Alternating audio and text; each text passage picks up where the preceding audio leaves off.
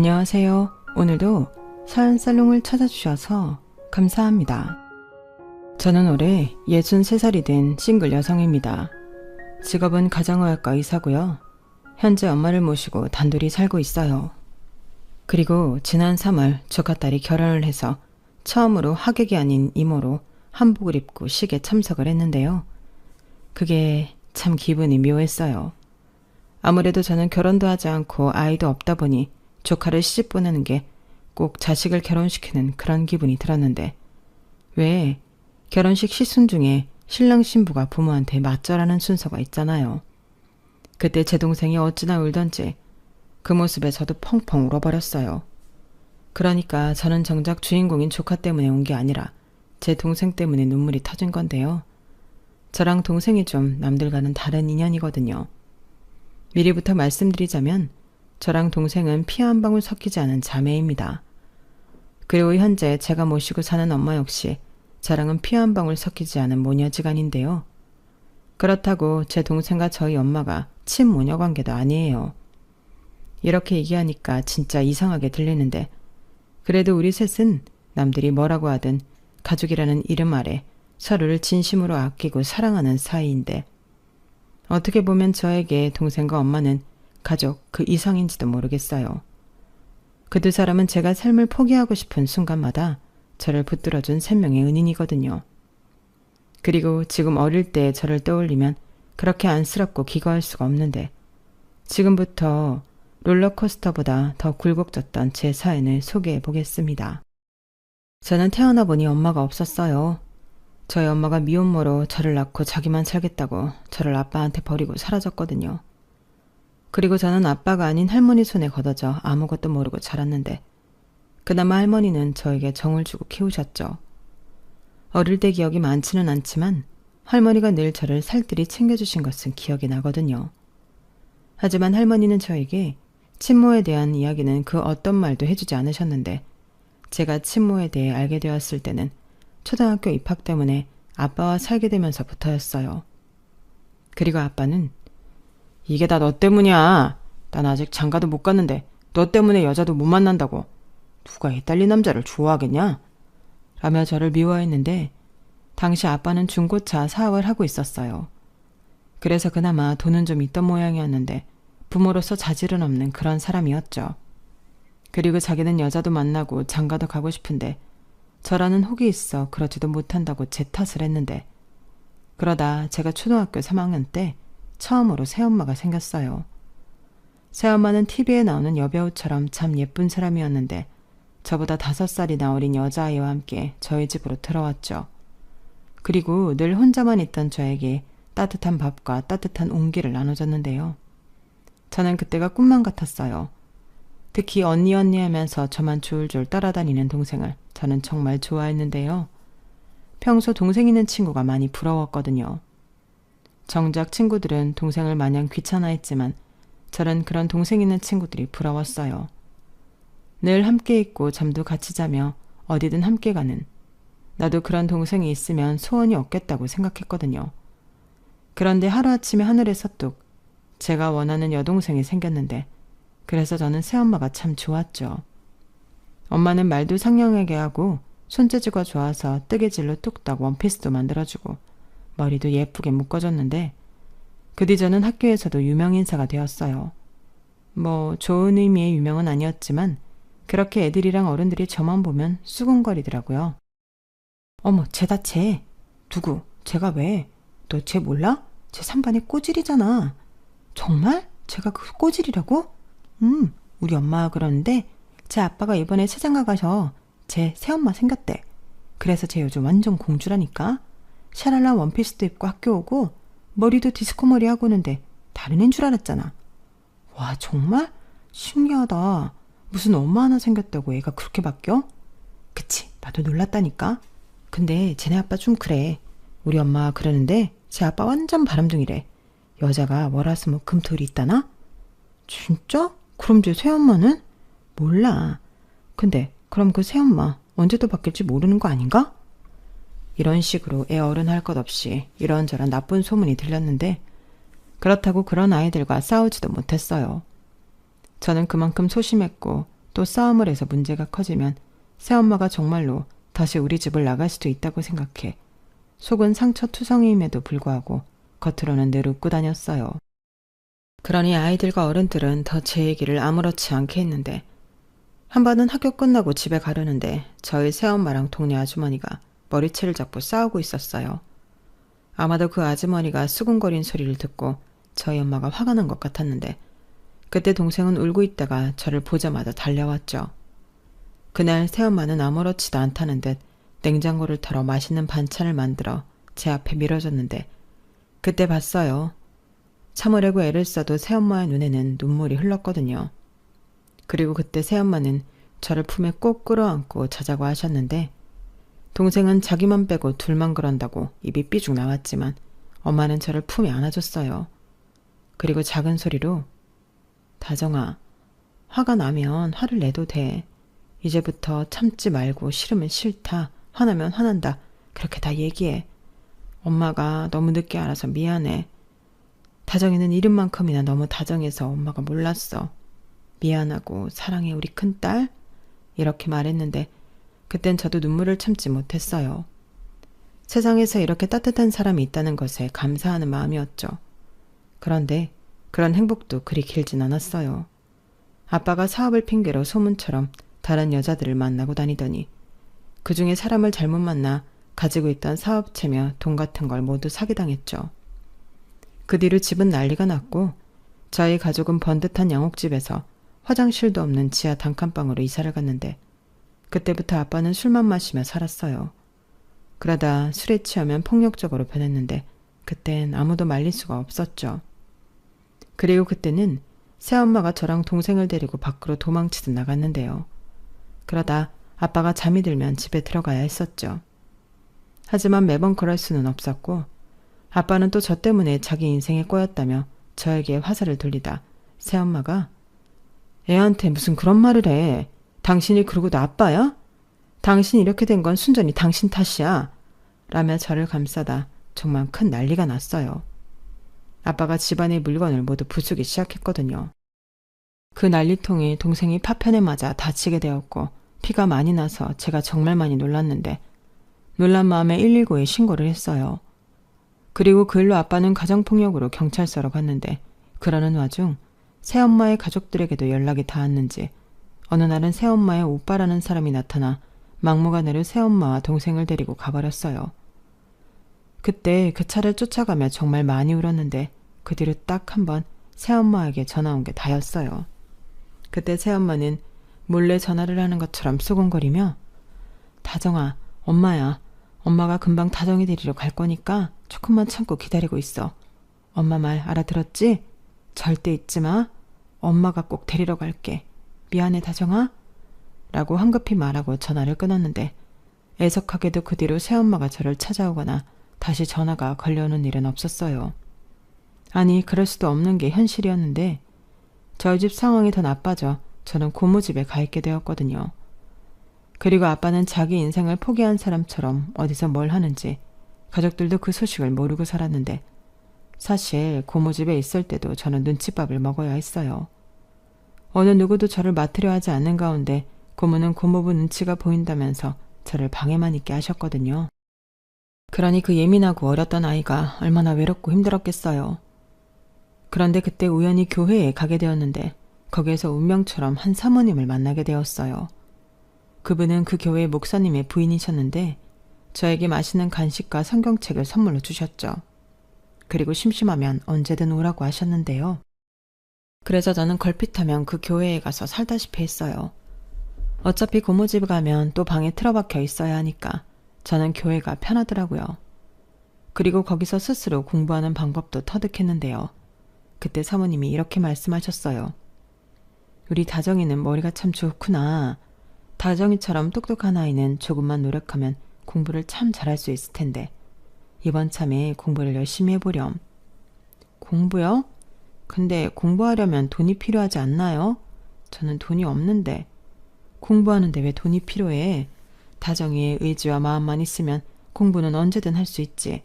그리고 공부를 잘하면 불가능한 것들도 전부 할 수 있어. 네? 불가능한 것도 이루어져요? 그럼 엄마랑 동생도 다시 만날 수 있나요? 그럼 우리 다정이가 공부를 열심히 해서 성공하면 분명 만날 수 있지. 이용하면 큰 성공을 해서 유명해지면 더 좋고, 유명하면 TV나 신문에도 나오잖아. 그럼 다정이 엄마랑 동생이 그걸 보고 찾아올 수도 있고. 와, 그럼 저 공부할래요. 그때 저는 그게 희망이라고 생각하고 미친 듯이 교과서를 달달 외웠어요. 모르는 게 있으면 사모님과 사모님 아들이 가르쳐줬고, 저는 또 그걸 까먹지 않으려 줄노트에 줄이 보이지 않도록 적고 또 적으며 공부를 했죠. 그러다 전혀 생각지도 못한 소식이 전해졌어요. 그건 경찰서에서 온 연락이었는데, 고모 말에 의하면 저희 아빠가 길에서 사망해 있었다는 연락이었죠. 그래서 가족이 와서 신원 확인을 해줘야 한다고 했는데, 고모는 그때도 오빠라고 하나 있는 게 죽는 그날까지 이렇게 사람을 귀찮게 해. 이럴 거면 내 앞으로 돈이라도 좀 남겨주고 가든가. 에휴, 내 팔자야. 라며 싫은 내색을 잔뜩 하며 경찰서며 병원이며 바쁘게 다녀왔고, 다행히 고모는 저를 데려가진 않아 저는 그 모습은 보지 않았어요. 지금 생각해도 그게 너무 다행이고, 제가 고모에게 그나마 감사하게 생각하는 점도 그거였는데, 아무리 저를 낳아준 친부라도 어린 마음에 그건 보고 싶지 않더라고요. 하지만 저는 그날 이후 완벽한 고아가 되었고, 고모와 고모부는 저 때문에 늘 부부싸움을 하셨는데요. 싸움의 주제는 늘 같았죠. 저를 언제까지 이 집에 둘 거냐는 거였어요. 그러니 그때부턴 방이 아닌 그 집에 있는 게 눈치가 보였는데, 그래서 교회에 있는 날이 더 많아졌죠. 그때 저에게 유일한 친구가 사모님이셨어요. 친구도 못 만들던 저에게 늘 먼저 이야기를 걸어주셨는데, 그 때문에 저도 제 이야기를 하나둘 털어놓게 되었죠. 그리고 어느 누구한테도 꺼내놓지 못한 말도 사모님에게 했는데요. 어린 마음이지만 저는 사는 게 너무 힘들었어요. 고아가 된 이상 새엄마와 동생을 다시 만난다는 희망도 없었고, 앞으로 어떻게 될지 무섭기만 했는데, 그때는 어린 마음이지만 이 세상에서 제가 사라졌으면 좋겠다는 생각도 했었거든요. 그래서 그 얘기를 했었는데 사모님이 깜짝 놀라셨고, 절대 그런 생각하면 안 된다며, 그러면 정말로 엄마도 동생도 못 만나는 거라며 저를 혼내셨는데, 그때 사모님의 진심이 느껴져 많이 울었어요. 그때까지는 저한테 무슨 일이 일어나도 걱정하거나 슬퍼할 사람이 아무도 없을 거라고 생각했었거든요. 그리고 제 마음 상태가 많이 걱정이 되셨는지 어느 날 사모님이 저에게 전문 아줌마 아저씨를 소개해 주셨는데요. 그 두 분은 부부로 교회 봉사를 다니시는 분이라고 하셨어요. 그리고 제 이야기를 종종 들어 저와 친해지고 싶다고 하셨는데, 매주 토요일은 그분들을 만나는 날이었죠. 교회에서 만날 때도 있었고 밖에서 따로 만날 때도 있었는데, 그때마다 두 분은 저에게 오시며 책, 학용품 같은 걸 선물로 사주시곤 했어요. 그리고 제가 중학교에 들어갈 무렵이 되었을 때는 고모가 저더러 알아서 하라고 했는데요.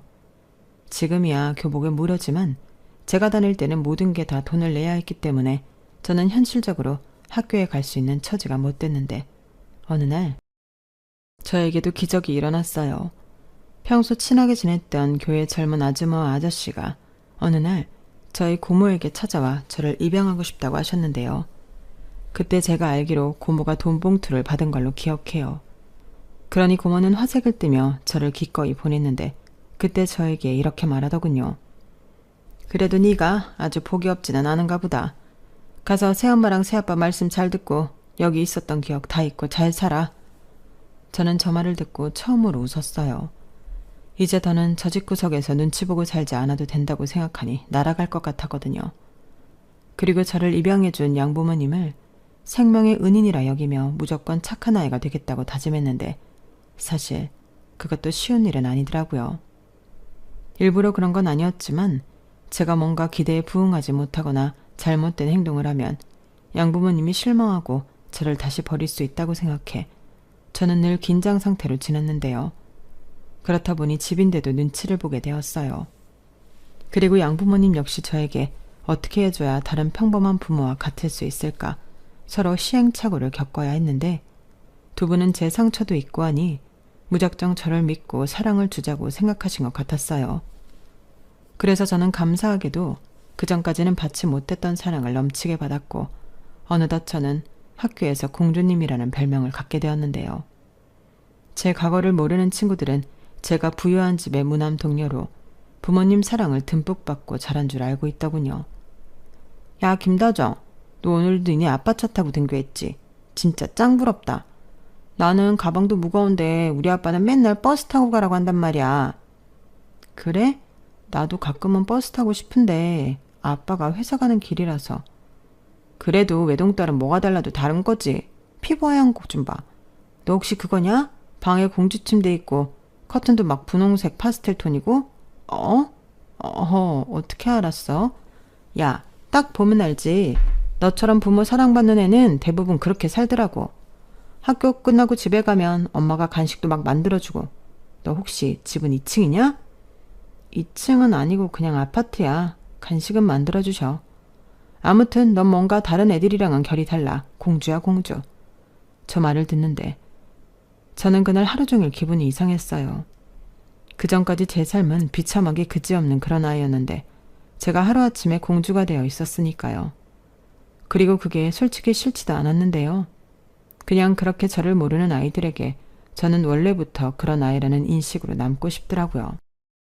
그리고 저는 마음 한편에 동생과 새엄마에 대한 그리움을 품고 있었는데 양부모님이랑 함께 살고부터는 그것도 내색하지 못했죠.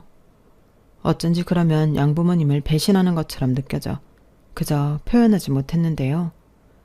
그때도 그런 생각을 했어요.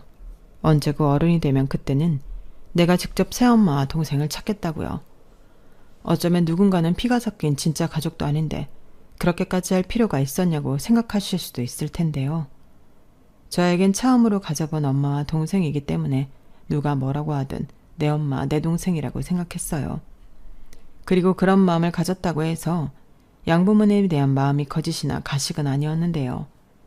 양부모님에겐 자식으로서 할 도리를 다하자고 스스로 다짐했었죠.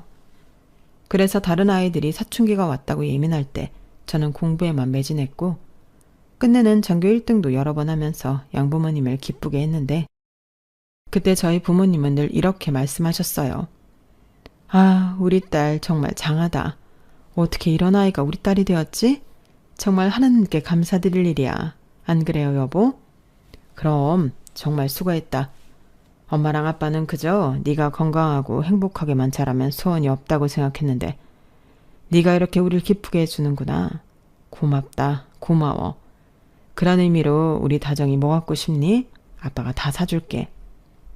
아니에요. 갖고 싶은 거 없어요. 1등이 뭐 그렇게 큰일이라고. 그저 저는 엄마 아빠가 해주신 만큼 저도 보답하고 싶어서 열심히 했을 뿐이에요. 정말이에요. 어머 여보, 얘 말하는 것 좀 봐요. 진짜 천사가 따로 없네. 그러지 말고 먹고 싶은 거 있으면 다 말해. 엄마가 만들어줄게. 아니다. 우리 근사한 데 가서 외식할까? 우리 딸 어디 가고 싶니? 그럼 엄마가 가고 싶은 데 가요. 엄마가 만들어주는 음식은 다 맛있지만 오늘은 엄마도 편하게 같이 먹어요. 여보, 아무래도 우리가 복덩이를 공짜로 얻은 것 같아. 그래, 그럼 오늘은 우리 집 여자들을 위해서 아빠가 기사도 하고 돈도 쓰자. 참 지금 생각해도 저 때는 제가 세상 부러울 사람이 없었던 것 같아요. 무섭고 인간적으로 별로인 친부에 비하면 양부모님은 모든 것이 완벽한 부모님이셨는데 이런 가정은 TV에서만 나오는 가짜인 줄만 알았거든요. 그런데 그런 부모가 내 부모이고 많은 아이들이 저를 부러워한다고 생각하니 처음으로 욕심이 제 마음에서 끓었는데요. 그렇게 공부를 잘해 부모님에게 칭찬받고 학교에서 인정받는 낙으로 사는 저는 10대 시절을 보냈어요. 게다가 선생님의 권유로 저는 반장은 물론이고 중학교, 고등학교, 전교 회장도 했는데 그때는 저희 엄마의 공이 크셨죠. 저희 엄마가 중학교부터 학교 운영위원회에 참석하시며 학교 생활을 많이 하셨거든요. 그래서 저희 엄마 덕에 저는 회장까지 하며 학교 생활을 했는데 저희 엄마는 은근히 제가 공부를 잘하니 의대에 가길 소망하셨어요. 저희 외갓집엔 할아버지부터 삼촌들까지 의사가 많았는데 엄마는 의사가 되고 싶었지만 그러지 못했다고 하셨거든요. 그리고 저희 아빠는 그럭저럭 규모가 있는 회사를 운영하셨는데 친부와 다르게 아빠는 회사를 성실히 운영하셨고 또한 자선사업도 많이 하면서 회사 사람들은 물론이고 주변 사람들의 존경까지 받으셨는데 그때 아빠는 저에게 늘 이렇게 말씀하셨어요. 우리 딸은 꿈이 뭔가? 단순히 의사가 되고 사업가가 되는 그런 거 말고 어떻게 살고 싶은지 아빠는 너무 궁금해. 꿈이요? 원래 꿈은 장래희망 같은 거 아니에요? 아니지. 그건 네 말대로 장래희망이지 꿈이 될 순 없는 거잖아. 아빠는 꿈을 이루기 위해 회사를 차렸다. 아빠는 돈을 많이 벌어서 좋은 일을 많이 하는 사람이 되고 싶었거든. 만약 그때 돈을 벌지 않고도 좋은 일을 할 수 있는 방법을 알았다면 아빠는 어쩌면 다른 인생을 살았을지도 몰라. 이렇듯 아빠는 네가 어떻게 살고 싶은지가 궁금해. 아, 저는 그냥 다시는 돈 때문에 힘들지 않고 가족이랑 헤어지지 않는 그런 평범한 생활을 하고 싶어요. 그리고 아빠가 어떻게 생각할지 모르지만 엄마의 바람도 이루어드리고 싶고요. 엄마의 바람? 의사 말이니? 네, 솔직히 의대에 가겠다는 생각은 없었는데 엄마가 못 이룬 꿈을 제가 이루고 싶거든요. 저는 엄마를 무척이나 사랑하니까요. 이거 네 엄마 들으면 너무 행복하다고 또 울겠다. 어떻게 그런 생각을 했어? 아빠 서운하려고 안 해? 헤이, 아빠는 딱히 제가 뭔가 됐으면 하는 것도 없잖아요. 아, 하나 있다. 제가 행복해지는 거. 맞아, 그래. 우리 딸 뭐가 되어도 좋으니까 하고 싶은 거, 되고 싶은 거, 만나고 싶은 사람 다 만나고 이루렴. 아빠도 알아. 네가 먼저 헤어진 가족을 그리워하고 있다는 걸. 그건 아마 네 엄마도 알고 있을 게다. 그리고 우리는 그게 당연하다고 생각해. 그리고 언젠가는 만날 수 있을 거라고 믿는다. 아빠. 저는 저때 아빠의 말을 듣고 깜짝 놀랐어요. 사실 정말 몰랐거든요. 저 역시 단 한 번도 내색한 적이 없는 일인데 두 분 역시 전혀 내색하지 않다 저런 말을 하시니 제가 놀랄 수밖에 없었죠. 그리고 아빠는 자기도 백방으로 찾아보겠다며 저에게 약속을 하셨는데요. 그때 이런 생각을 했어요. 이 두 분은 물리학적 부모님은 아니지만 진짜 내 부모님이시구나. 이런 생각을 하니 저도 점점 두 분을 위해 살겠다는 마음보다 두 분과 함께 행복하게 살고 싶다는 또 다른 꿈을 꾸게 되었는데 그 후로 10년 뒤 아빠는 갑작스러운 암 선고를 받으며 저희 가족과 이별하게 되셨어요. 그때 저는 의대에 진학하고 또 국시를 보는 등 참 바빴는데 그래도 아빠가 가실 때는 어엿한 의사가운을 입은 의사가 되어 있었죠. 그리고 전적으로 아빠 옆에서 케어하며 아빠와 있는 시간을 1분 1초라도 허투루 쓰지 않으려 했는데요. 그때 엄마는 많이 우셨지만 저에게 많이 고마워하셨어요. 다정아, 나는 요즘 부쩍 네가 우리한테 온 게 선물 같다. 사실 나는 불임이라 아이를 낳을 수 없었는데 아이를 포기할 수는 없었거든. 그때 네 아빠는 둘만 살아도 좋고 또 아이를 입양해 키워도 좋다고 했는데 나는 다 싫었어. 근데 교회 사모님에게 네 얘기를 듣고 너를 만났는데 그냥 네가 좋더라. 그게 시작이었지. 너라면 내가 진짜 낳은 내 딸처럼 키울 수 있을 것 같았거든. 알아요. 엄마는 늘 저에게 진심이셨어요. 그래서 늘 감사했고 또 은인이라고 생각했고요.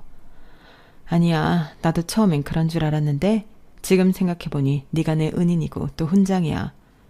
네가 잘 커져서가 아니라 이런 순간에 네가 없었다면 내가 얼마나 외롭고 힘들었을까 그런 생각을 하니 내가 그동안은 오만했구나 그런 생각을 했어. 아니에요. 엄마가 오만하다니 말도 안 돼. 아니야. 그리고 너무 늦게 알아서 이제 너무 미안해.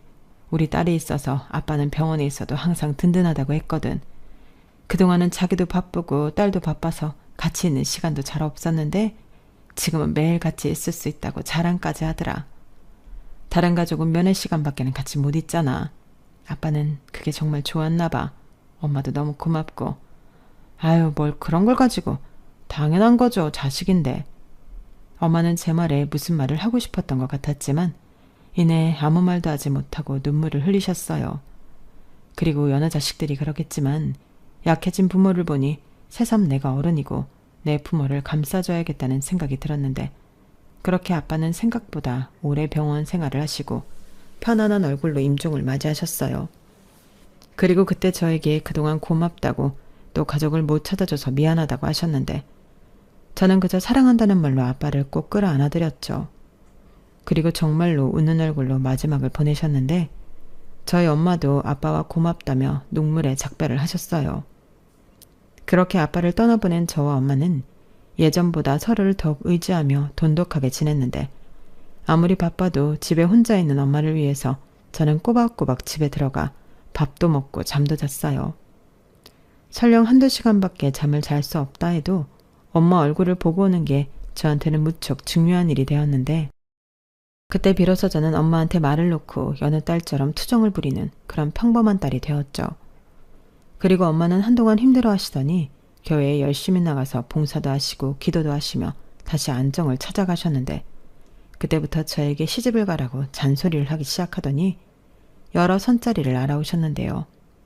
저는 싫다고 엄마랑 계속 같이 있을 거라고 거절했지만 저희 엄마는 막무가내셨어요. 그러지 말고 가서 얼굴만 보고 와. 싫어. 가뜩이나 시간 없어 죽겠는데 왜 그런데 시간을 써? 그리고 엄마는 원래 나 시집 보내는데 별 관심도 없었잖아. 그래, 그랬는데 생각해보니까 아니더라고. 너 나 없으면 그땐 어떡할래? 너도 의지할 다른 가족이 있어야지. 무슨 소리야. 왜 그런 쓸데없는 생각을 해? 엄마가 왜 없어? 그런 말하면 나 진짜 화낸다. 됐고 어떤 선자리를 가져와도 안 나갈 거니까 그런 줄 알아. 엄마는 괜히 이상한 말만 하고. 이런 식으로 저는 결혼할 생각은 정말 없었는데 물론 그렇다고 연애도 하지 않거나 그러진 않았어요. 사람 마음이라는 게 그럴 때는 통제가 되는 게 아니잖아요. 하지만 저에게 결혼이란 어쩐지 자신이 없는 영역이었고 무엇보다 시집을 가서 지금 하는 일이나 엄마에게 소홀하게 될까봐 그것만은 내키지 않았는데요. 그렇다 보니 연애를 해도 그리 길게 가진 않았어요. 제가 만났던 대부분의 남자들은 결혼이 목적이었으니까요. 그렇게 남들 다 결혼하고 아이 낳을 때까지 저는 독신으로 의사 생활에만 전념했고 제 나이 48에는 동네에 가정의학과 병원을 차렸는데 엄마가 환갑을 넘기니 엄마와 있는 시간을 늘리고 싶어 선택하게 되었죠. 그래서 병원도 이왕이면 저희 동네에 개원했고 그때 저희 엄마 지인들이 많이 오셔서 저희 병원은 처음부터 잘 되었는데요. 그렇다 보니 병원 차릴 때 졌던 빚도 빠른 속도로 갚아나갔고 좋은 장비도 여러 대 페이 닥터도 2명 정도 더 쓰면서 자리를 잡아갔어요. 그렇게 정신없이 살다 보니 저는 어느덧 환갑을 맞이할 나이가 되었고 엄마는 여든을 코앞에 두게 되었는데 엄마 눈에는 제가 아직도 어려 보이는지 계속 결혼 타령을 하시더라고요. 자기 나이도 있고 건강도 예전 같지 않으니 더 잔소리가 심해졌어요. 하지만 이 나이에 결혼을 하는 것도 너무 웃긴 일이라 엄마, 이젠 내가 시집가고 싶어도 날 받아줄 남자가 없어. 지금 결혼해봤자 얼마나 같이 산다고 라며 너스레를 떨면서 농담처럼 말하는데 그러면 엄마는 아니라며 네가 어때서? 너는 지금도 애기지. 네가 마음만 먹으면 엄마가 좋은 남자 찾아볼게 하며 저를 어린애 취급을 하셨는데 주변에서 그러시더라고요. 원래 엄마 눈에는 자식의 나이도 또 주름도 보이지 않는다고요. 그리고 그 말이 저는 싫지 않아 엄마에게 더 어리광을 부리곤 했는데 그러던 어느 날이었어요. 그날은 명절을 코앞에 둔 마지막 진료일이었는데 시기 탓인지 정말 많이 바빴죠. 그리고 드디어 마지막 환자가 대기하고 있었고 저는 얼른 진료를 마치고 집에 가서 엄마랑 음식하며 쉴 생각을 하고 있었는데 그때 간호사가 익숙한 이름을 호명하더군요. 저는 얼른 접수 사태를 봤어요. 김소원, 나이만 53세. 그걸 보는데 뭔가 뒷골이 쭈뼛하고 사는 것 같았죠. 헤어졌던 동생 이름과 나이가 같았거든요. 하지만 세상 아래 그런 우연은 있을 리가 어렵기 때문에 저는 그저 그동안 잊고 있던 동생에 대한 마음인 줄만 알았는데 그때 한 중년의 여자가 제 앞에 앉았어요. 그리고 저는 여느 환자들에게 건네는 말처럼 안녕하세요. 어디가 불편해서 오셨나요? 라고 물었는데 그때 저를 똑바로 쳐다보며 그 환자가 이렇게 말을 했죠. 안녕하세요. 제가 목을 많이 쓰는 직업이라서요. 목 좀 보고 싶어서요. 그리고 가정의학 가면 오래전에 생긴 흉터도 치료할 수 있나요? 제가 어릴 때 생긴 상처가 있어서. 아, 어디 한번 볼까요? 대체로 어릴 때 생긴 상처는 피부 전문 병원에 가서야 치료가 가능할 텐데요. 저는 환자가 내민 손목 흉터를 봤어요. 그리고 기분이 조금 이상해졌는데 그때 그 환자가 멈칫하고 있는 저에게 어릴 때 저희 아빠가 던진 물건 파편에 다쳤는데 그때 피가 많이 났었어요. 그때 저희 언니가 119를 불러서 병원에 가긴 했는데 흉이 져서 라고 하는데 저는 아무 말도 아니 숨이 쉬어지지 않았죠. 그리고 어떻게 할 수도 없이 눈물이 차올랐는데요. 그때 그토록 듣고 싶었던 그 말이 제 심장에 박히고 말았어요. 언니? 나야, 언니 동생. 설마 나 잊어버린 거야? 소원이니? 정말 내 동생 김서원 맞아? 그래, 언니는 무슨 자기 동생도 까먹고 그러냐? 진짜 실망이야. 저는 믿을 수 없는 그 순간을 지금도 가슴 저릿하게 기억합니다. 그리고 그날 얼마나 울었는지 밖에 있던 간호사와 다른 방에 있던 의사들이 몰려왔는데요. 저희 사연을 알고는 모두 울음바다가 되었어요. 오죽하면 진료 오신 환자분들도 축하한다며 눈물 섞인 박수를 보내주셨는데 제 인생에 이런 날이 올 줄은 꿈에도 몰랐죠. 사실 부끄럽지만 아빠가 돌아가시고 정신없이 살다 보니 새엄마와 동생을 찾는 것도 잊고 살았거든요. 아니, 그 정도 노력했는데 되지 않았으니 이건 어쩔 수 없는 거라며 포기했었는데 이렇게 동생이 자기 발로 저를 찾아올 줄은 정말로 몰랐어요. 그리고 겨우 눈물을 멈추고 벌게진 눈으로 동생 얼굴을 보는데 통통했던 볼살과 유독 동그랗던 눈이 그대로인 영락없는 제 동생이었는데요. 옷자락에 변호사 배지가 눈에 띄더군요. 그래서 제가 놀란 눈으로 변호사 배지를 가리켰는데 동생은 빙그레 웃으며 이렇게 말했어요. 내가 이 배지 달려고 얼마나 노력했는지 알아? 무려 3수를 했다고. 그리고 죽기 살기로 공부하고 변호사 배지 단 후에 또 죽어라 언니 찾아다녔어.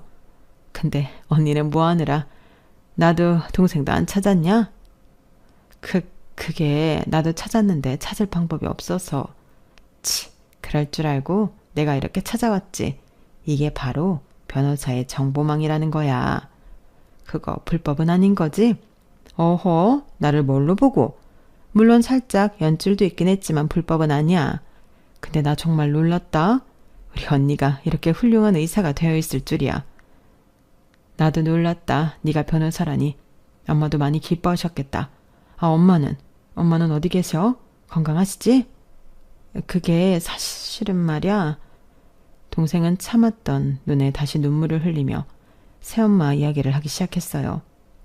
새엄마는 15년 전에 돌아가셨는데 그때도 찾지 못한 큰딸을 그리워하고 또 미안해하시며 그렇게 눈을 감았다고 하더라고요. 그리고 이혼으로 동생에게 언니를 꼭 찾으라고 했다는데 동생은 저랑 달리 결혼도 하고 아이도 있어 저를 찾는 게 본의 아니게 오래 걸렸다고 했어요. 저 역시 그 말을 듣는데 눈물이 나왔고 찾아도 내가 먼저 찾고 새엄마 가시는 길에 함께 했어야 했다는 죄송함에 한동안 고개도 들지 못했는데요. 그날 저녁 저희 자매는 참 많은 이야기를 하며 그간의 살아온 이야기를 했네요. 외갓집에 가서도 저 못지않게 눈치와 구박 속에 힘들었던 이야기와 끝내 새엄마와 동생이 몰래 집을 나와 저를 찾아다닌 이야기부터 파란만장이라는 말이 무색할 정도였는데 새엄마는 집을 나왔을 때부터 천식으로 고생을 하고 계셨다고 했어요. 그래서 더 적극적으로 저를 찾지 못하셨는데 그럴 때면 베개가 다 젖도록 울고 그러셨다고. 그러다 친부가 객사한 사실을 알게 되고 또 저를 맡았다는 고모에게 찾아갔는데 고모는 무슨 꿍꿍인지 제가 있는 곳을 알려주지 않았다고 하더군요.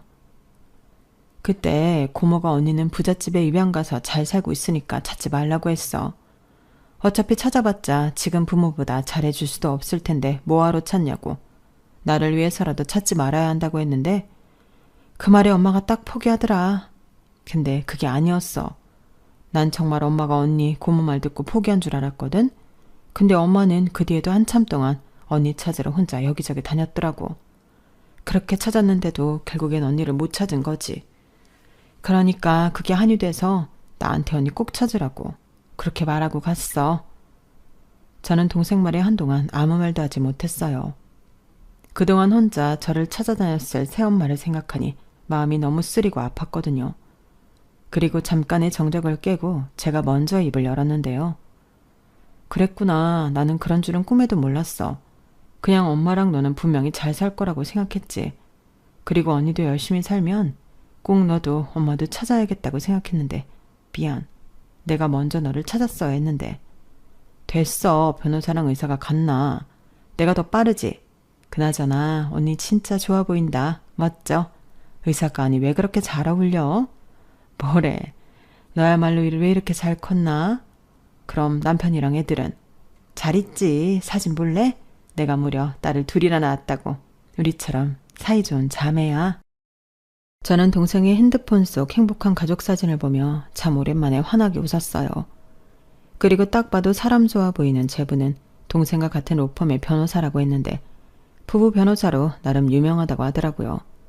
그리고 저도 모르게 훌쩍 큰 조카는 제 동생을 쏙 빼닮아 다 큰 예쁜 아가씨였는데 그중에 큰 조카가 시집을 갈 예정이라고 하더라고요.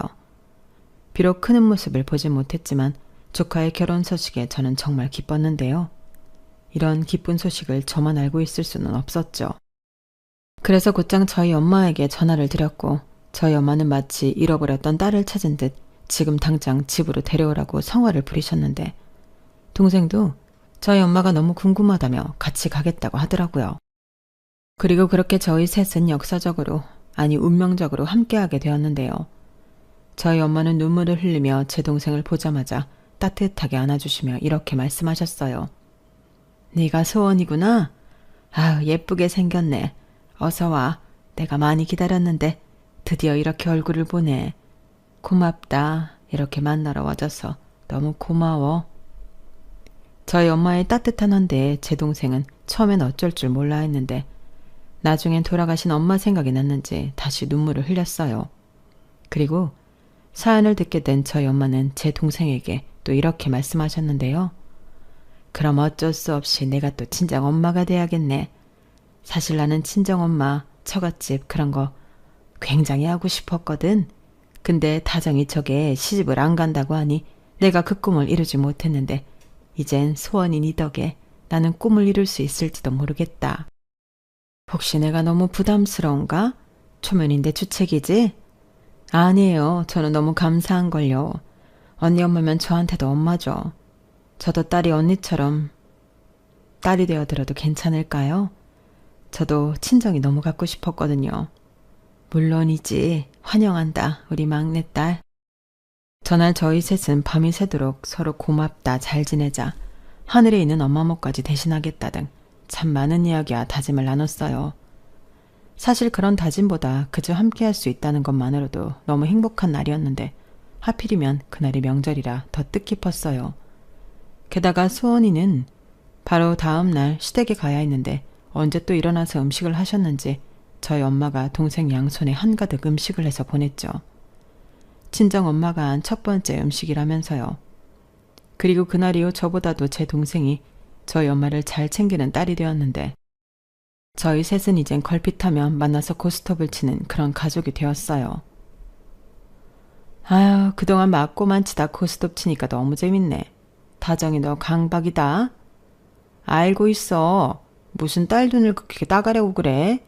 노미자 권사님, 이러시면 안 되는 거 아닙니까? 안 되긴 뭐가 안 됩니까? 고스톱은 친목 도모입니다.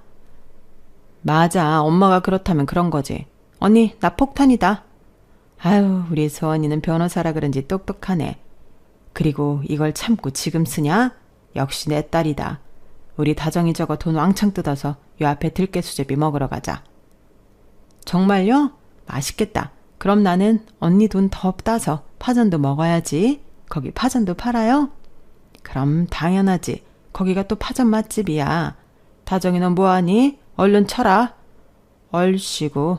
이젠 딸도 하나 더 생겼겠다. 본격적으로 나를 벗겨먹겠다. 됐어. 나 안 해. 너 삐졌니? 어머, 엄마, 언니 삐졌나 봐요. 세상에 김다정이 삐지기도 하네. 너 몰랐니? 얘 아주 삐순이다. 저렇게 속이 좁아서 환자는 어떻게 받나? 내가 맨날 기도해. 엄마. 저는 제 인생 그리고 끝자락쯤엔 이런 행복이 있을 줄은 꿈에도 몰랐어요. 흔히들 인생은 아무도 알 수 없다고 하더니 그 말이 꼭 맞더라고요. 제 나이 예순에 이런 기적이 일어날지 누가 알았을까요? 그리고 우리 셋은 이렇게 별것도 아닌 일에 웃고 떠들며 거의 매일 함께하고 있는데 오죽하면 제부가 우리 동네로 이사를 고려하고 있다고 하네요. 마누라가 친정이 생겨서 집에를 오지 않는다고요. 하지만 그런 사위의 마음도 모르고 저희 엄마는 평생 갖지 못한 사위와 소녀가 생겼다는 기쁨에 요즘 주방에서 콧노래를 부르며 주구장창 음식을 하시는데 그 모습을 보고 있으면 제가 다 흐뭇해집니다. 저건 말려도 소용이 없는 거거든요. 그리고 그 모습을 보고 있으면 하늘에 계신 아빠 생각이 저절로 나는데요. 사실 아빠가 돌아가시고 저는 평생 엄마를 행복하게 해주고 싶다는 꿈이 있었어요. 그리고 다시 만난 동생 덕에 그 꿈을 이룬 것 같은 요즘인데요. 그렇기 때문에 매일매일이 감사하고 기적처럼 느껴집니다. 만약 평생 동생을 만나지 못했다면 이런 꿈 같은 날들은 저한테 일어나지 않았을 거잖아요. 그러니 항상 동생에게 고마운 마음을 표현하며 앞으로 얼마의 시간이 더 허락될지는 모르지만 엄마와 그리고 동생과 아주 오랫동안 건강하고 행복한 추억을 많이 만들고 싶습니다. 더 빨리 만나면 더 좋았겠지만 더 늦지 않아 너무 다행인 제 사연은 여기까지예요. 여러분들에게도 가족이라는 사람들이 있죠. 제 어린 시절처럼 좀 버겁고 힘든 존재일 수도 있고 지금의 저희처럼 사랑스럽기만 할 수도 있을 텐데 가족이라는 말이 아프기보다 늘 행복하셨으면 좋겠네요.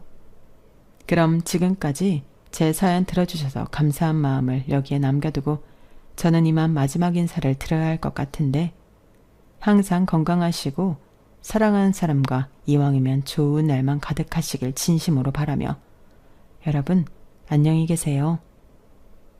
여러분 사연 댓글에 응원과 현명한 조언 부탁드려요. 좋아요와 구독은 저에게 큰 힘이 됩니다. 오늘도 좋은 일 가득하세요.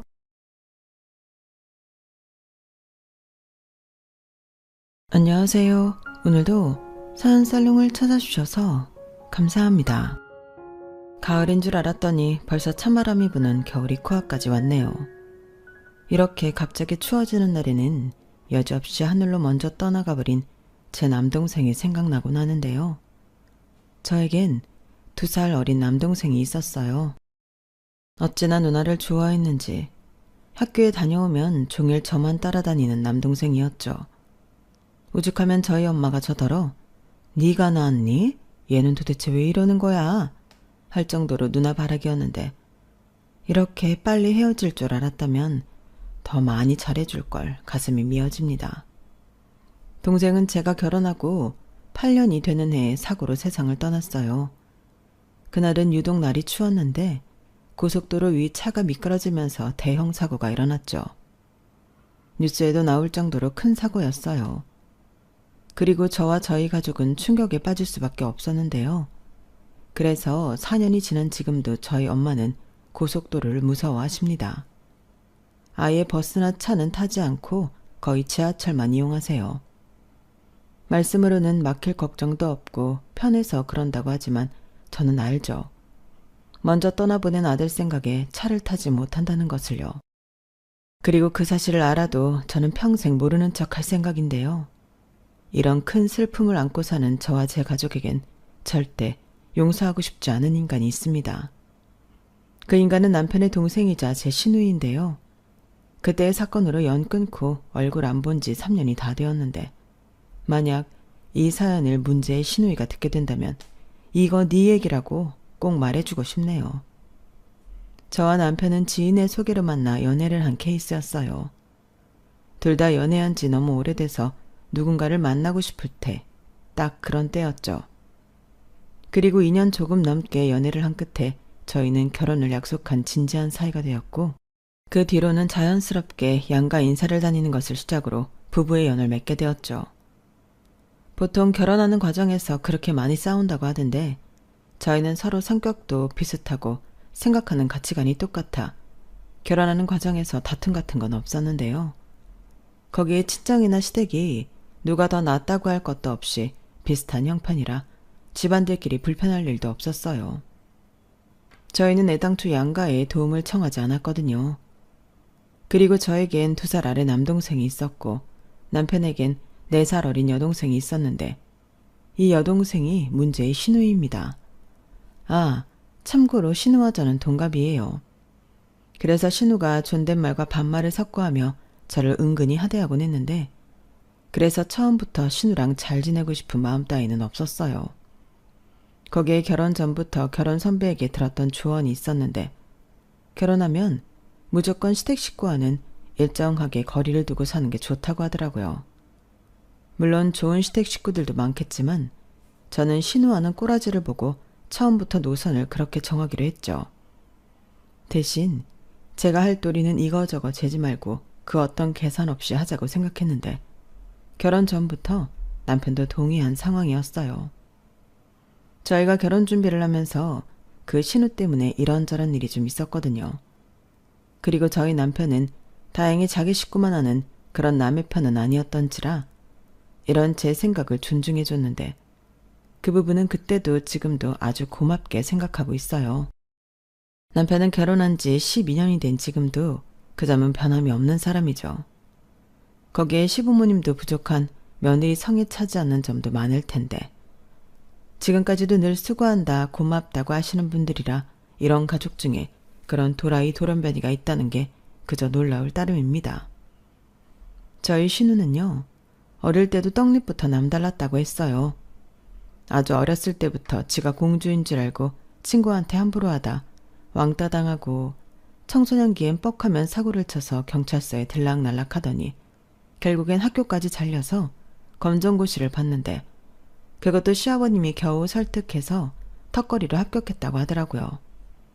거기에 셈은 또 얼마나 많은지 저랑도 결혼 전부터 이거 해달라 저거 해달라 갈등이 있었는데 이때도 이건 뭔가 황당하기만 했었네요. 누가 정식으로 가족이 되지 않은 예비 올케에게 물질적인 걸 요구하나요?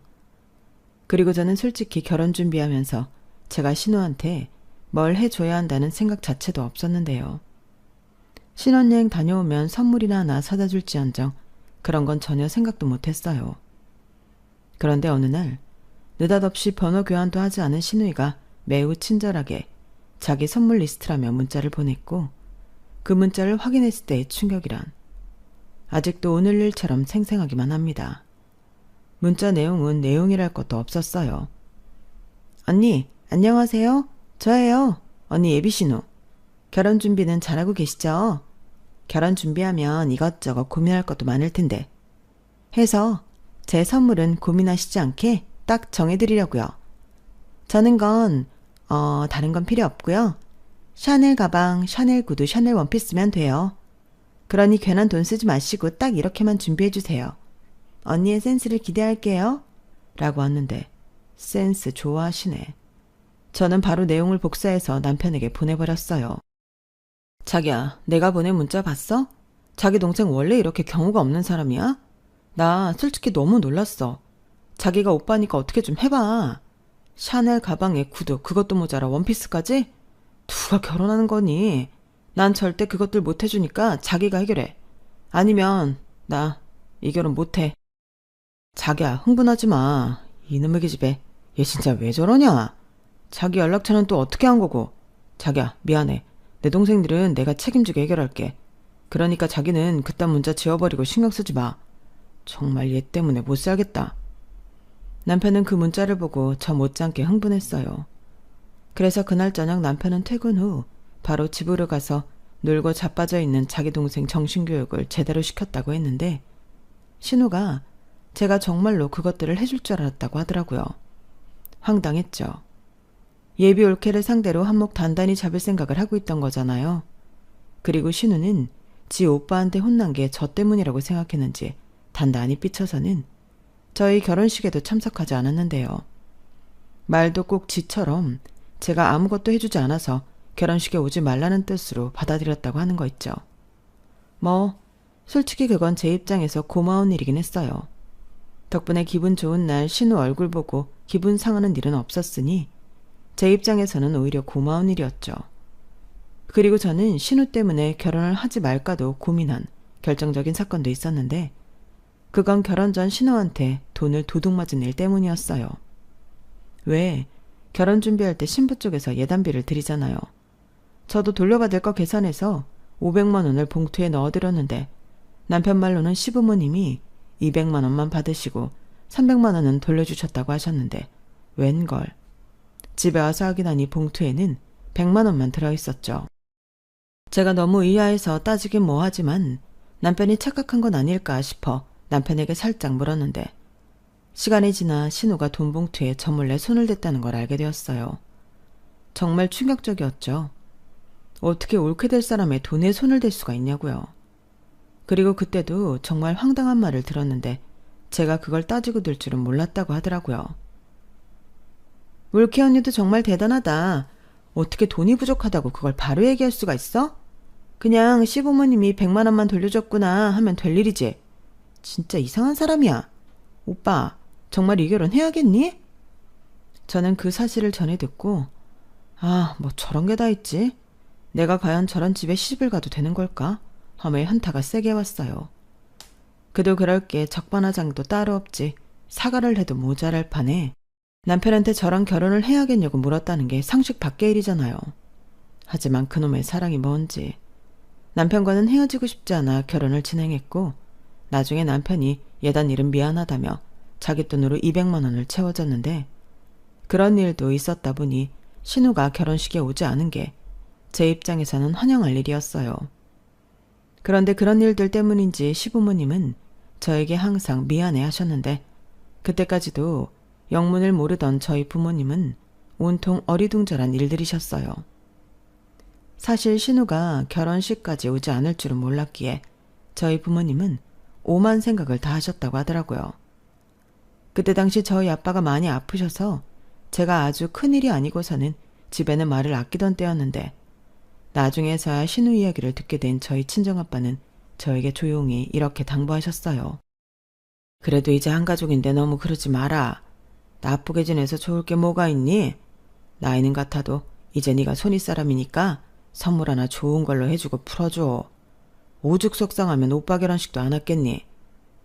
저는 차마 아픈 아파하기까지 걱정을 끼치고 싶지 않아 알았다고 했죠. 하지만 진짜로 신우의 기분을 풀어줄 생각은 눈꼽만큼도 없었는데요.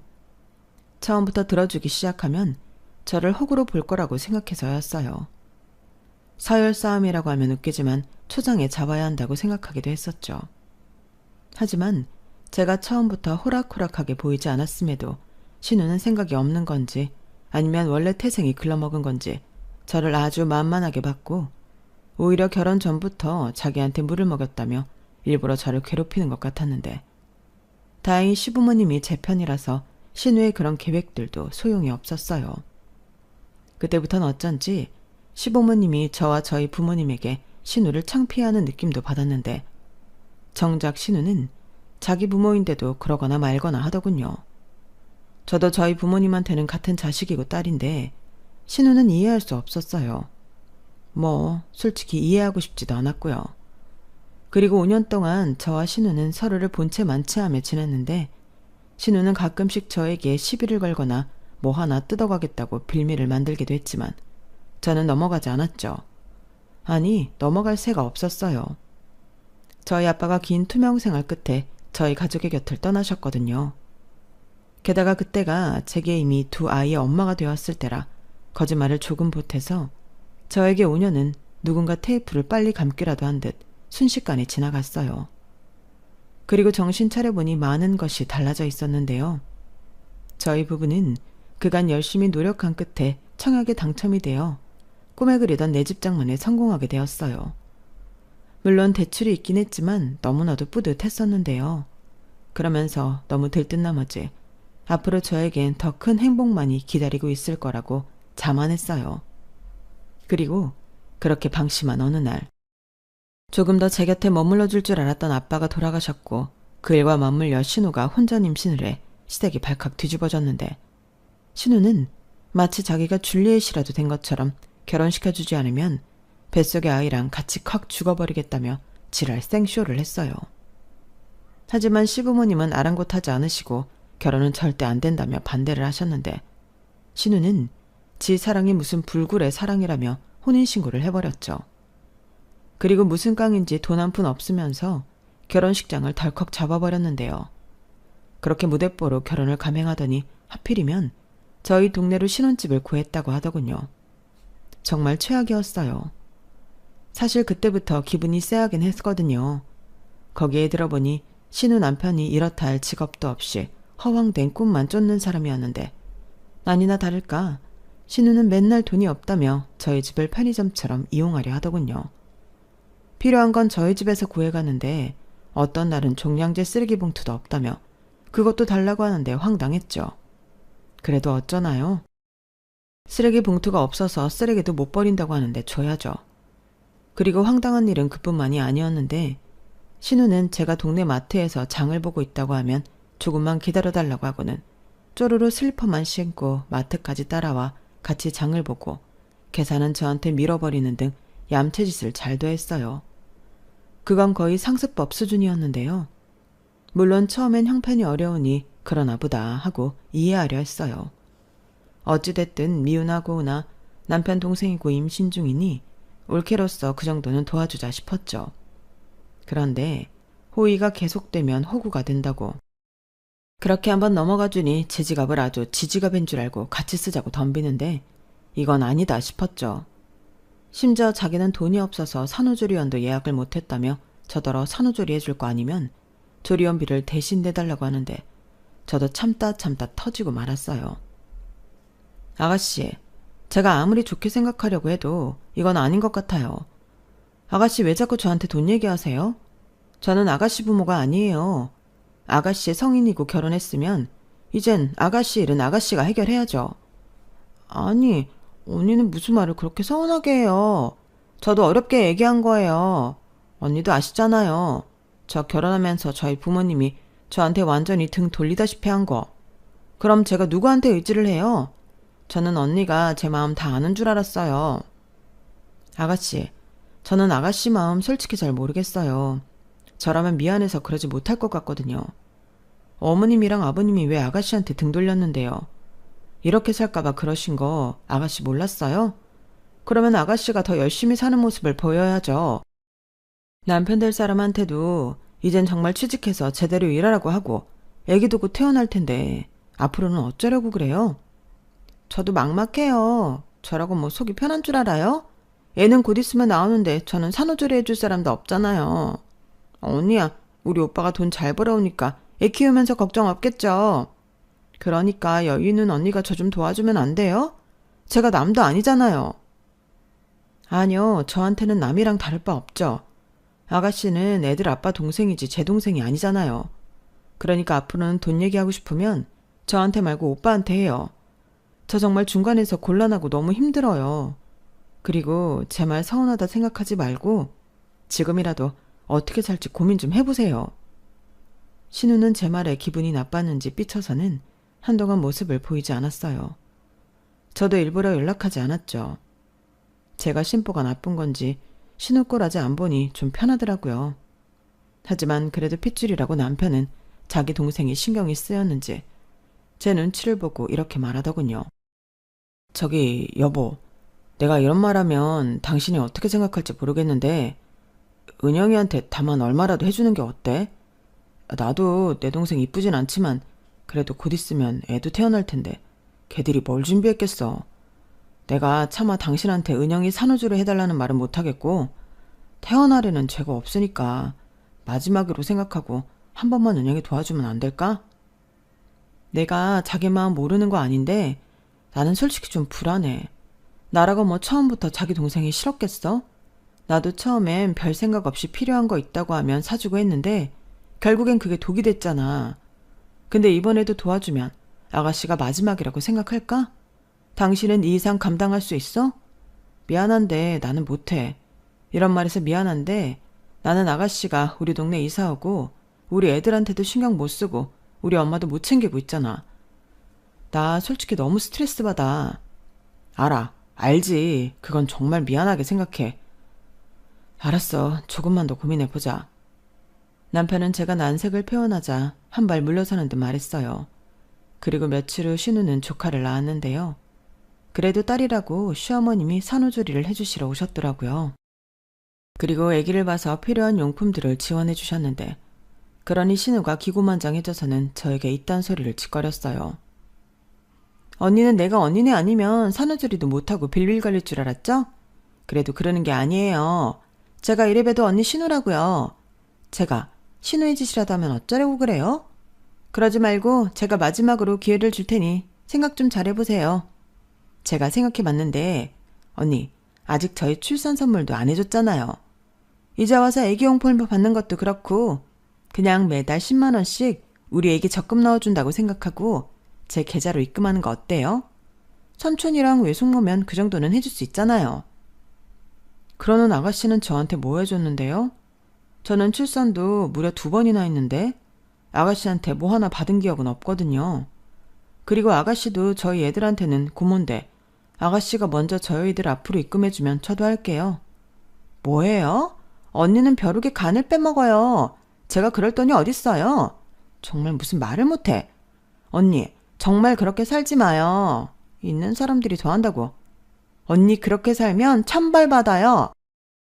저는 신우의 악담에 기분이 너무 나빴어요. 자기가 먼저 시작해놓고서 저런 말을 하는 그 심보는 뭐예요? 그래서 남편한테 이야기하고 아무리 사정이 딱해도 어떤 것도 해주고 싶지 않다고 제 의사를 전했는데요. 남편은 그 망할 기집애가 또 그래? 아유, 동생이라고 좀 생각해주려고 했더니 걔는 어떻게 철이 안 드냐. 자기가 하고 싶은 대로 해. 나는 무조건 당신 편이야. 라며 제 편을 들어줬어요. 그래서 그날 이후로는 신우 전화가 울려도 받지 않고 집에 찾아와 초인종을 눌러도 없는 척 문을 열어주지 않았는데 좀 성가시긴 했지만 그 전에 비하면 훨씬 삶의 질이 좋아졌죠. 그렇게 살기를 몇 달이 지났어요. 가을이 지나고 추운 겨울이 찾아와 아직 어린 저희 아이들은 서로 독감을 주고받으며 난리도 아니었는데요. 그러던 어느 날 친정 엄마에게서 다급한 연락이 왔어요. 마른 하늘의 날벼락 같은 그 연락은 저를 아무것도 할 수 없게 만들었죠. 지영아, 이를 어쩌면 좋으니? 글쎄 우리 치우기가. 친정엄마는 목이 메어 말을 제대로 하지 못하셨어요. 그리고 겨우겨우 저에게 동생이 고속도로에서 사고가 났다며 병원으로 급히 오라고 했는데 무슨 정신으로 병원에 갔는지도 신발도 짝짝이를 신고 병원으로 달려갔어요. 하지만 동생은 이미 떠난 후였고 저희 엄마는 병원이 떠나가도록 통곡을 하셨는데 결국 충격에 졸도를 하시고 마셨어요.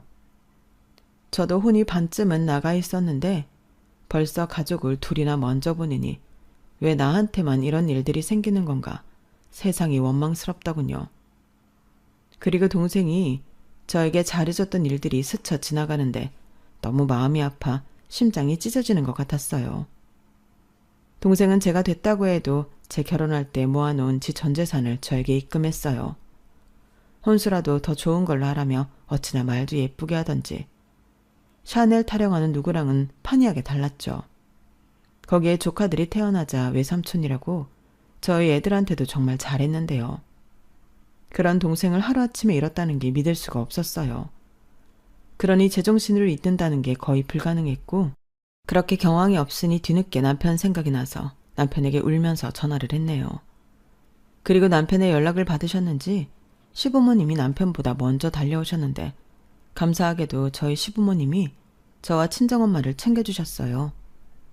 그 뒤 남편이 도착해 충격으로 아무것도 못하는 저와 친정엄마 대신 동생의 장례 절차를 진행했는데 3일 동안 혼자 이리 뛰고 저리 뛰며 할 일을 모두 혼자 다 처리하다시피 해줬죠. 정작 저희와 저희 엄마는 슬픔에 잠겨 제대로 문상객과 인사조차 나누지 못했어요.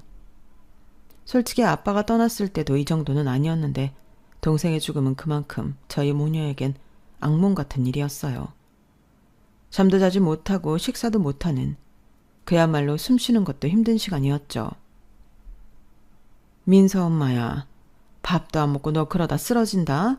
너라도 버텨야 네 엄마가 너를 의지하지. 네가 그러고 있으면 네 엄마는 어떡하라고. 어머니 죄송해요. 근데 도저히 아무것도 할 수가 없어요. 저 어떡해요? 아휴, 우리 며느리 안쓰러워서 어떡하노. 우리 사돈총각 닦여서 어떡하노. 그래도 민서 엄마야, 너라도 씩씩하게 버텨야 한다. 지금은 네 엄마만 생각해. 너 그러다 네 엄마 잘못되면 그땐 어쩌니. 나도 너한테 이런 말 하기 정말 싫은데 버텨라. 네가 버텨야 네 엄마가 산다. 저는 시어머니를 붙잡고 한참 동안 목 놓아 울었어요. 그렇게 눈물로 동생을 보내고 시부모님이 저희 애들을 맡아주신 덕에 친정엄마와 한동안 함께 있을 수 있었죠. 지금도 그때를 떠올리면 시부모님에게 너무나 감사해요. 그리고 저희 엄마와 저는 슬프고 아프지만 현실을 받아들여야만 했는데요. 잔인하게도 동생의 일로 수습해야 할 일이 많았어요. 최초 사고 원인에 대한 시시비비와 보상 문제도 있었고 동생의 사업과 재산 정리 등 할 일이 정말 많더라고요. 동생이 결혼했다면 당연 제 올케가 했을 일이겠지만 동생은 미혼이었고 그래서 가족인 저와 엄마가 이 모든 걸 해결해야 했는데 솔직히 저나 엄마나 아는 게 없다 보니 하나부터 열까지 난관 속의 연속이었어요.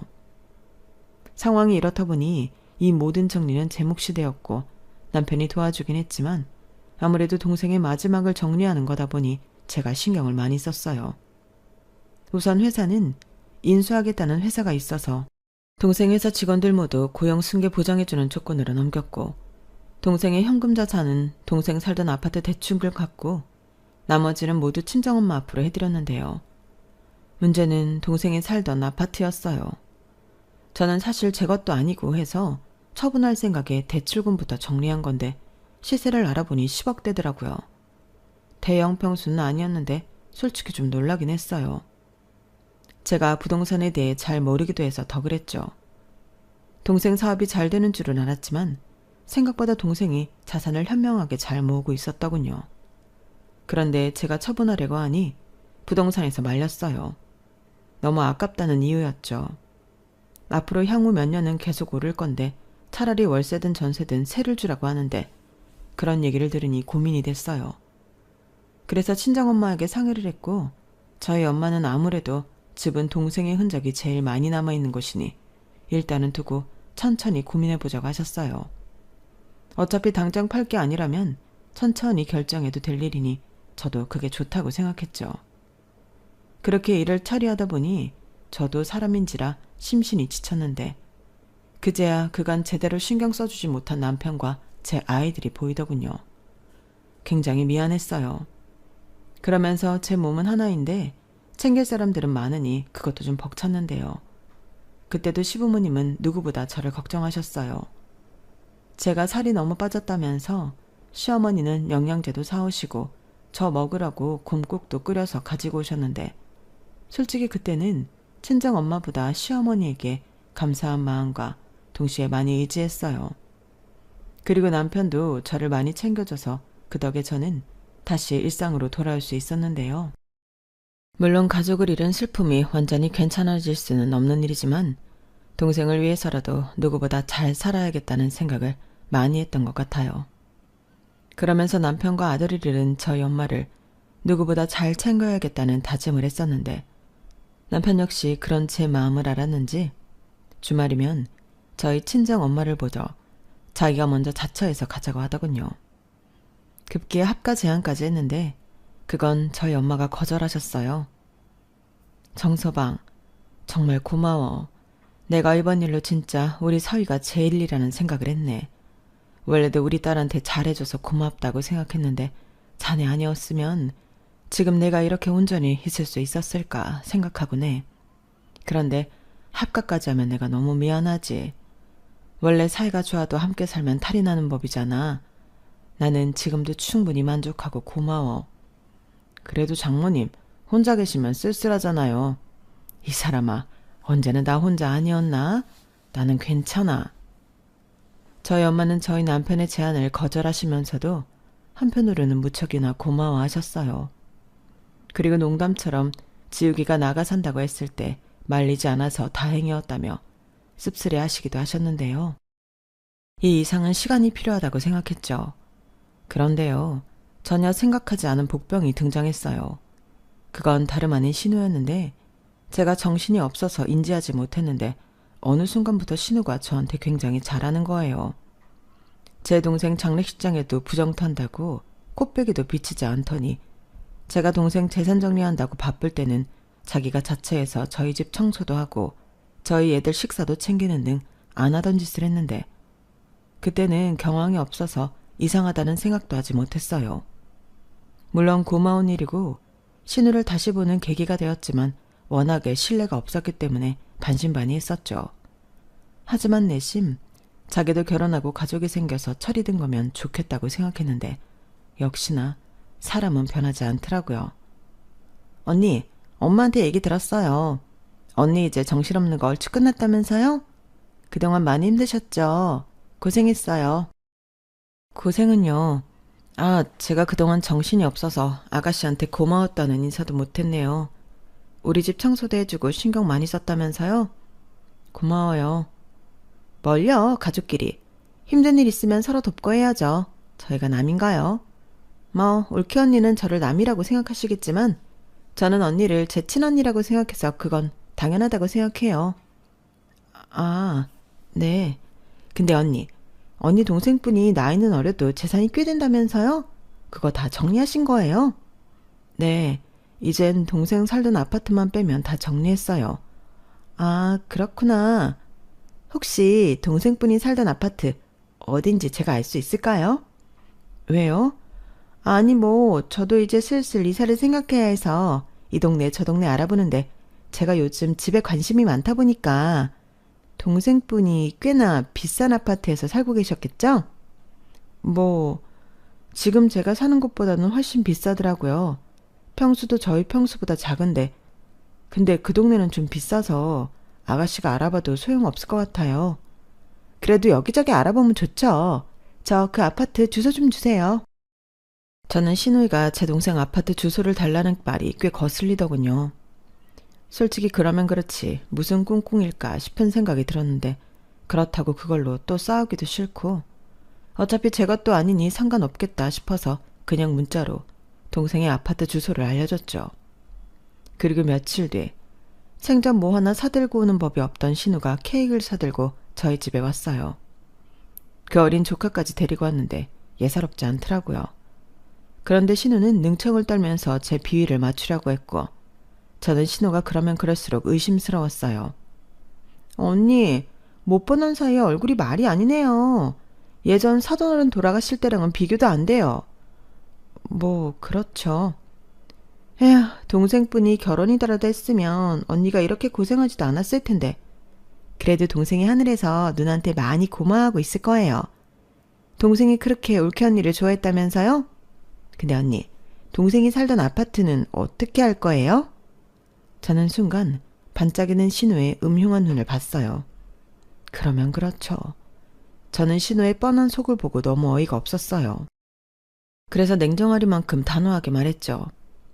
글쎄요, 제 것도 아니고 일단은 저희 엄마 결정에 따르려고요. 제가 요즘 부동산 공부를 많이 하고 있는데 그 아파트는 지금 당장 팔면 손해예요. 그 동네가 호재도 있고 인프라가 좋아서 앞으로도 많이 오르겠더라고요. 근데 원래 사야 하는 집은 사람들이 꺼릴 텐데 그 집 주인이 죽었다는 걸 알면 사람들이 매매하려고 할까요? 재수없는 집이라고 안 팔릴까 걱정이네요. 네? 재수없는 집이라고요? 그렇잖아요. 살던 사람이 그것도 건장한 남자가 하루아침에 사고사를 당했는데 당연히 찝찝하죠. 저는 신우의 말을 듣고 어이가 없어서 아무 말도 나오지 않았어요. 그러자 신우는 그게 찬스라고 생각했는지 그 주둥이를 계속 나불거렸고 그러면서 황당하게도 자기가 선심이라도 쓴다는 듯 저에게 이런 말을 하더군요. 언니, 냉정하게 생각하면 그 집은 안 팔려요. 세를 놓는다고 해도 누가 들어오겠냐고요. 원래 집은 기운이라는 게 있잖아요. 그래서 왜 잘 되는 집 있고 망하는 집 있다고. 그래서 드리는 말인데 제가 그 집에서 지내면 어떨까요? 아무래도 집이란 게 비어져 있는 것보다 사람이 살아야 정화도 되는 거고.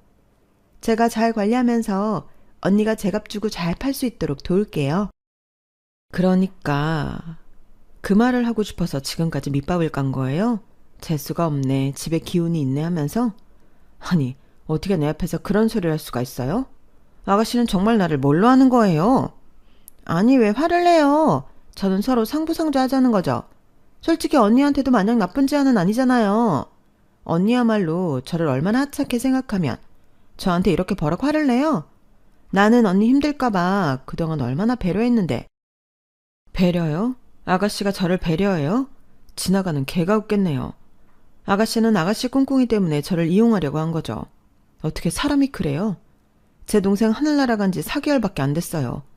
아가씨는 제가 그러라고 할 줄 알았어요? 그 집에 아직 제 동생 흔적이 그대로 있다고요. 언니, 저도 급해서 그래요. 망할 그 새끼가 집 보증금 들고 튀었단 말이에요. 집주인이 당장 집 빼라고 하는데 제가 이 피덩이 데리고 어딜 가요. 저 그 집 아니면 당장 언니 집에 들어와야 할 판이에요. 언니는 제가 그랬으면 좋겠어요? 올케 언니고 가족이면 당연히 신우인 저를 도와줘야죠. 솔직히 동생 죽었으면 그 집 정도는 언니가 받아도 되는 거 아니에요? 그럼 언니 집인데 신우인 저한테 빌려줄 수도 있죠. 저는 신우의 억지 주장에 화가 머리 꼭대기까지 올라갔어요. 자가가 뭐라고 제 동생 아파트를 탐을 내냐고요. 그래서 홧김에 신우이가 사온 케이크를 꺼내 신우 얼굴에 그대로 던져버렸고 신우는 얼굴에 케이크 범벅을 하고는 비명을 지르며 난리를 치더군요. 아씨, 지금 뭐 하는 거예요? 이게 아주 올케 언니라고 존칭 서주니까 나를 아주 물러보내. 야, 너 미쳤어? 그래, 미쳤다. 너 같은 거 상대하는데 어떻게 안 미칠 수가 있겠니? 내가 올케 예담배 훔칠 때부터 알아봤어야 했는데. 뭐? 훔쳐? 야, 너 우리 오빠가 그 돈 채워줬잖아. 내가 모를 줄 알아? 지는 받을 거 다 받아놓고선. 야, 네 오빠 돈이 네 돈이야? 막말로 내가 그때 파혼했으면 넌 절도로 고소했어. 이게 뭘 알지도 못하면서. 그리고 이젠 하다하다 남의 동생 집까지 넘보냐? 웃겨. 내가 뭐 집을 달라고 했어? 그냥 잠깐 살겠다는 거잖아. 툭 까놓고 내가 뭐 틀린 말 했냐? 너야말로 내 손 그만 떨어. 어차피 네 동생 처자식도 없이 그렇게 갔으니 너야말로 개 탔잖아. 나는 롤케가 있어, 조카가 있어. 솔직히 이게 무슨 횡재인가 싶지? 아닌 척 가시 떨기는. 그래서 나도 거기에 숟가락 좀 얹어보려고 했다. 뭐? 숟가락? 너 오늘부로 그 손으로 숟가락 못 들게 내가 만들어줄게.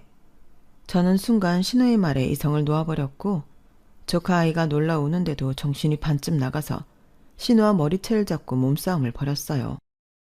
신우도 지지 않으려고 저를 깨물고 발길질을 하고 그랬는데 제가 신우 머리채를 잡고 패대기를 치니 자기 머리 다 빠졌다면서 울면서 저를 경찰에 신고하더군요. 저는 결국 신우의 신고로 경찰서까지 가게 됐어요. 물론 신우랑 나란히 같이 갔는데 어차피 쌍방이라 경찰도 알아서 합의하라고 하더군요. 그리고 그 난리통에 남편과 시부모님까지 경찰서에 모두 왔는데 전후 사정을 다 들은 남편은 신우에게 남매고 뭐고 다시는 보고 싶지 않다며 연을 끊자고 말해버렸어요. 그러자 신우는 자기는 싫다며 끝까지 깐족거렸는데 보다 못한 시아버님이 신우의 뒤통수를 사정없이 갈겨버리셨네요. 워낙 점잖으신 분이라 솔직히 저도 많이 놀랐어요. 하지만 시어머니는 자기가 딸을 잘못 키워서 일어난 일이라며 저에게 연신 미안하다고 사과하셨고 그 모습에 신우가 눈이 돌아서는 왜 나한테만 그래? 쟤도 똑같이 다 했어. 내 머리 좀 봐. 제가 다 뽑아놔서 이 모양이잖아. 엄마 아빠는 누가 더 중요해?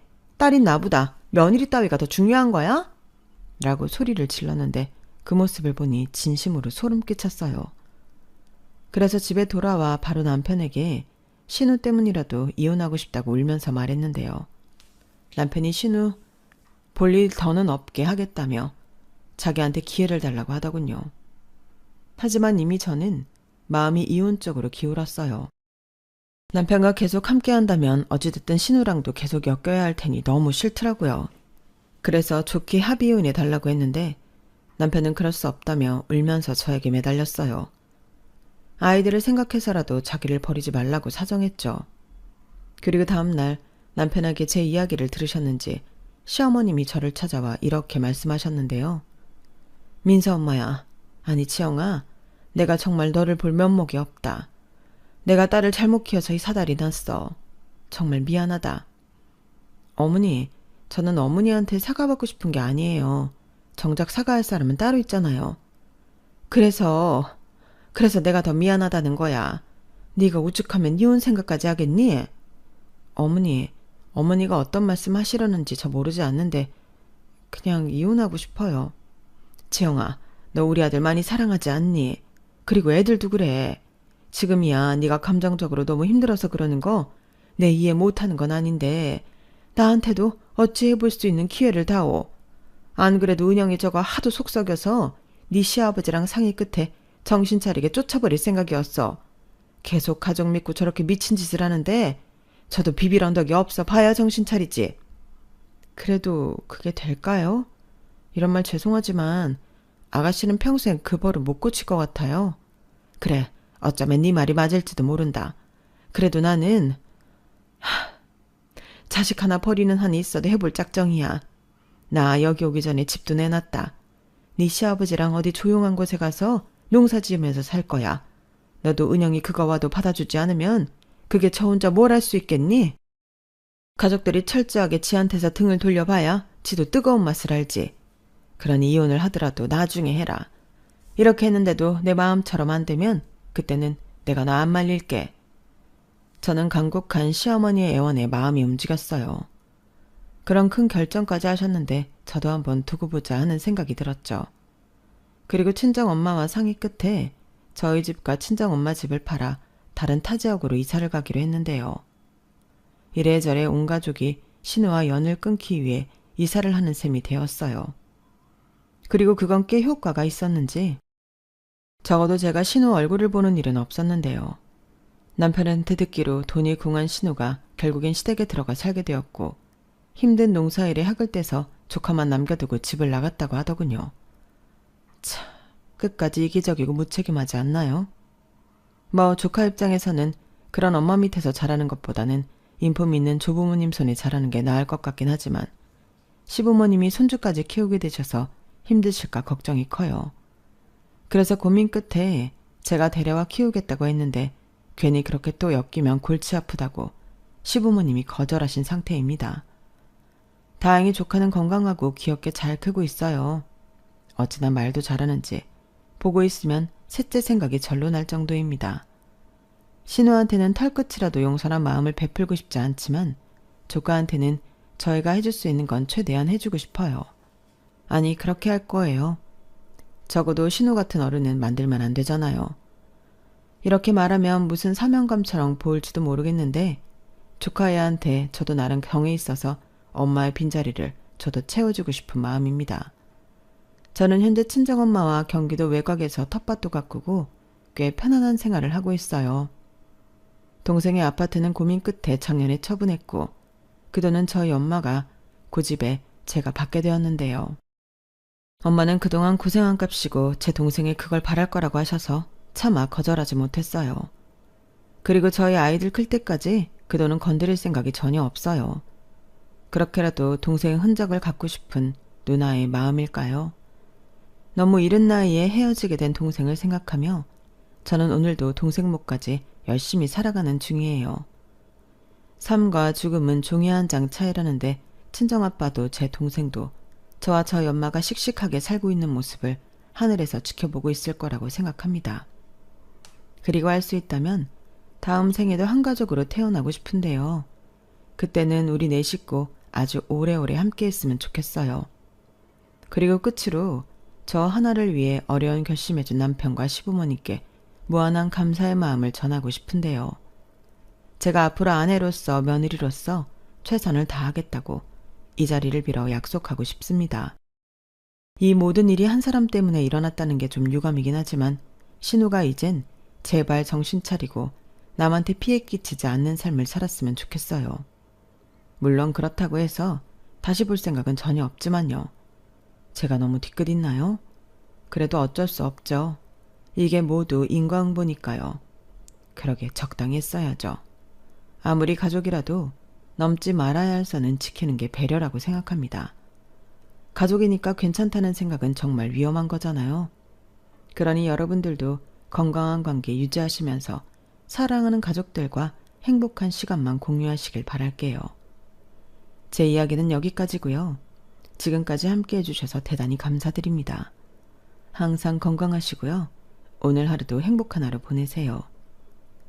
여러분, 사연 댓글에 응원과 현명한 조언 부탁드려요. 좋아요와 구독은 저에게 큰 힘이 됩니다. 오늘도 좋은 일 가득하세요.